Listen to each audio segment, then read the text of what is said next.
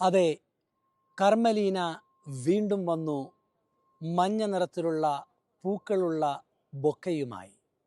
ആരാണ് കർമ്മലീന? 38 ദിവസം ജെമല്ലി ആശുപത്രിയിൽ ചികിത്സയിലായിരുന്ന ഫ്രാൻസിസ് മാർപ്പാപ്പ നമ്മുടെ എല്ലാവരുടെയും ലോകം മുഴുവൻ്റെയും പ്രാർത്ഥനയുടെ ഫലമായി ഡിസ്ചാർജ് ചെയ്യുന്ന ദിവസം ആയിരക്കണക്കിന് ആൾക്കാരാണ് ജെമല്ലി ആശുപത്രിയിൽ തടിച്ചുകൂടിയത്. ആ നിമിഷങ്ങളിൽ ഫാദർ ജോജിയോടൊപ്പം ഞാനും ആശുപത്രിയിൽ ഉണ്ടായിരുന്നു. ഫ്രാൻസിസ് മാർപ്പാപ്പ പൊതുജനങ്ങളെ അഭിസംബോധന ചെയ്യുവാൻ ആ ആശുപത്രിയിൽ ഡിസ്ചാർജ് ചെയ്ത് പോകുന്ന സമയത്ത് അവിടെ ജനാലയുടെ മുമ്പിൽ പ്രത്യക്ഷപ്പെട്ടപ്പോൾ അദ്ദേഹം പറഞ്ഞ ഒരു കാര്യമുണ്ടായിരുന്നു. ആയിരങ്ങളുടെ ഇടയിൽ ഫ്രാൻസിസ് മാർപ്പാപ്പ കണ്ടത് അവിടെ ഉണ്ടായിരുന്ന ജനക്കൂട്ടത്തെ ആയിരുന്നില്ല. പ്രായമായ ഒരു അമ്മ ഒറ്റയ്ക്ക് മഞ്ഞ നിറത്തിലുള്ള പൂക്കളേന്തിയ ഒരു ബൊക്കയുമായി അവിടെ നിൽക്കുമ്പോൾ ഫ്രാൻസിസ് മാർപ്പാപ്പ പറഞ്ഞു, ഞാൻ കാണുന്നുണ്ട് അവിടെ പ്രായമായ ഒരമ്മ എനിക്ക് ബൊക്കയുമേന്തി നിൽക്കുന്നത്. ആ വ്യക്തിയാണ് കർമ്മലീന.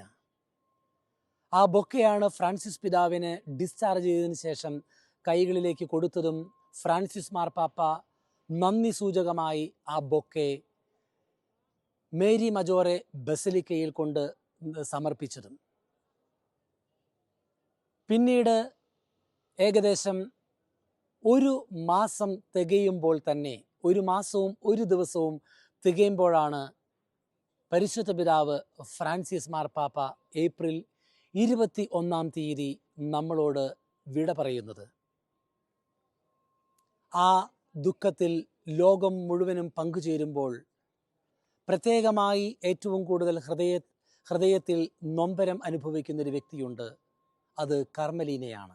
കാരണം ഫ്രാൻസിസ് മാർപ്പാപ്പയുടെ പേപ്പസിയുടെ കാലഘട്ടത്തിൽ സാധിക്കുന്ന എല്ലാ ബുധനാഴ്ചകളിലെയും വെനസ്ഡേ ഓഡിയൻസിൽ കർമ്മലീന ബൊക്കയുമായി പോയി മാർപ്പാപ്പയ്ക്ക് കൊടുക്കുന്ന പതിവുണ്ടായിരുന്നു. തീർച്ചയായും ഫ്രാൻസിസ് മാർപ്പാപ്പയുടെ ഹൃദയത്തെ അത് സന്തോഷിപ്പിച്ചിട്ടുണ്ട്. ഇന്നിതാ ഒടുവിലായി കർമ്മലീന ഒരിക്കലും ചിന്തിച്ചിട്ടുണ്ടായിരിക്കുകയില്ല ഇത്രയും നേരത്തെ മറ്റൊരു ബൊക്ക ഫ്രാൻസിസ് പിതാവിൻ്റെ അരികിൽ കൊണ്ട് വെക്കേണ്ടി വരുമെന്ന്. ഇന്നലെ വൈകുന്നേരം ഫ്രാൻസിസ് മാർപ്പാപ്പയുടെ മൃതദേഹത്തിൻ്റെ അരികിലിരുന്ന് പ്രാർത്ഥിച്ചു കൊണ്ടിരിക്കുമ്പോൾ ഹൃദയഭേദകമായ ഒരു കാഴ്ച ഞാൻ കാണുകയാണ്.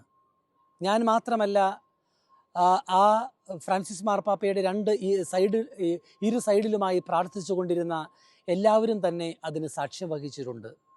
അത് മറ്റൊന്നുമല്ല, ഇതാ ഫ്രാൻസിസ് മാർപ്പാപ്പയെ ചികിത്സിച്ചു കൊണ്ടിരുന്ന പേഴ്സണൽ ഡോക്ടർ മാസിമിലിയാനോ സ്ട്രപ്പേറ്റി കാർമലിനെയും കൂട്ടിക്കൊണ്ട് ഫ്രാൻസിസ് മാർപ്പാപ്പയുടെ പൂജ്യദേഹത്തിൻ്റെ അരികിലേക്ക് കർമ്മലിനെയും കൂട്ടിക്കൊണ്ട് വരികയാണ്.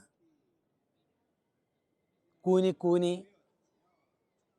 കരഞ്ഞ് കലങ്ങിയ കണ്ണുകളുമായി വീണ്ടും മഞ്ഞ നിറത്തിലുള്ള ബൊക്കെ ഒടുവിലായി ഫ്രാൻസിസ് മാർപ്പാപ്പയുടെ കൈകളിൽ കൊടുക്കുവാൻ സാധിക്കാത്തതുകൊണ്ട് ആ കാൽച്ചുവട്ടിൽ കൊണ്ടുവന്ന് ആ പൂക്കൾ കൊടുത്തുകൊണ്ട് കരയുന്ന ഒരു കാഴ്ചയുണ്ടായിരുന്നു. അത് തീർച്ചയായും ഈ ലോകം മുഴുവനും ആരെല്ലാം ഫ്രാൻസിസ് മാർപ്പാപ്പയെ സ്നേഹിച്ചിട്ടുണ്ടോ അവരുടെ പ്രതിനിധിയായിട്ട് തന്നെയാണ് ആ സഹോദരി ആ പൂക്കളേന്തിക്കൊണ്ട് ഫ്രാൻസിസ് മാർപ്പാപ്പയുടെ അരികിൽ പോയി ആ പൂക്കൾ സമർപ്പിച്ചത്.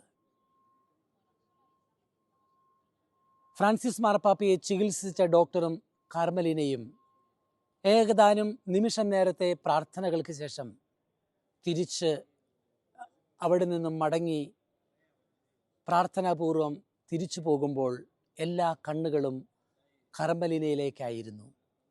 കർമ്മലീന ഫ്രാൻസിസ് പിതാവിൻ്റെ പേപ്പസിയുടെ എല്ലാ ശുശ്രൂഷകളുടെയും മിഷണറി പ്രവർത്തനങ്ങളുടെയും ആരുമറിയാത്ത പ്രാർത്ഥനയുടെ പിൻബലം പകർന്ന തപസ് കലർന്ന പ്രാർത്ഥനയുമായി ഫ്രാൻസിസ് മാർപ്പാപ്പയെ ശക്തിപ്പെടുത്തിയ ഒരു അമ്മയായിരുന്നു. ആ അമ്മ മാതൃകയാണ്.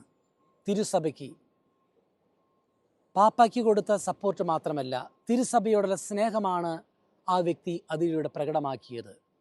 അതെ, കാർമലീന വീണ്ടും ഒടുവിലത്തെ അന്ത്യോപചാരം അർപ്പിക്കുവാൻ പതിവ് പോലെ മഞ്ഞ കളറുള്ള പൂക്കളുള്ള ബൊക്കയുമായി ഒടുവിലായി വീണ്ടും സെയിൻറ്റ് പീറ്റേഴ്സ് ബസിലിക്കയിൽ വന്ന് പിതാവിൻ്റെ കാൽച്ചുവട്ടിൽ ആ ബൊക്കകൾ സമർപ്പിച്ചു. ഇത് ഒടുവിലത്തെ ബൊക്കയുടെ സമർപ്പണമാണെന്ന് അറിയാവുന്നതുകൊണ്ട് തന്നെ നിശബ്ദതയുടെ നിമിഷങ്ങളിൽ കണ്ണുനീർത്തുള്ളികൾ പ്രാർത്ഥനയായി, അതോടൊപ്പം തന്നെ ഒരുപക്ഷെ ഫ്രാൻസിസ് മാർപ്പാപ്പയോടുള്ള മധ്യസ്ഥ പ്രാർത്ഥനയായി ഏതാനും നിമിഷങ്ങൾ അവിടെ ചിലവഴിച്ചത് നമുക്കൊരു മാതൃകയാണ്. ലോകം മുഴുവനും ഈ സാക്ഷ്യം കേട്ടുകൊണ്ടിരിക്കുന്ന ആരുമായിക്കൊള്ളട്ടെ, ആ കർമ്മലീന അമ്മയെപ്പോലെ നമുക്ക് തിരുസഭയെ ദത്തെടുക്കാം, നമുക്ക് വൈദികരെ ദത്തെടുക്കാം, തിരഞ്ഞെടുക്കപ്പെടാമെന്ന് പോപ്പിന് വേണ്ടി നമുക്ക് പ്രാർത്ഥിക്കാം. ആരുമായിക്കൊള്ളട്ടെ, അത് ദൈവഹിതമനുസരിച്ച് ദൈവം തിരഞ്ഞെടുക്കുന്ന വ്യക്തിയായി കണ്ടുകൊണ്ട് നമുക്ക് ഫിസിക്കലായി പൂക്കൾ സമർപ്പിക്കുവാൻ കൈകളിലെങ്കിലും പ്രാർത്ഥനയുടെ പൂക്കൾ, കൊച്ചു തെരേസ്യ പുണ്യവതി പറയുന്നത് പോലെ പ്രാർത്ഥനയുടെ റോസാപ്പൂക്കൾ നമുക്ക് അൾത്താരകളിലേക്ക് പ്രാർത്ഥനകളിലൂടെ സ്വർഗത്തിലേക്ക് സമർപ്പിക്കാം.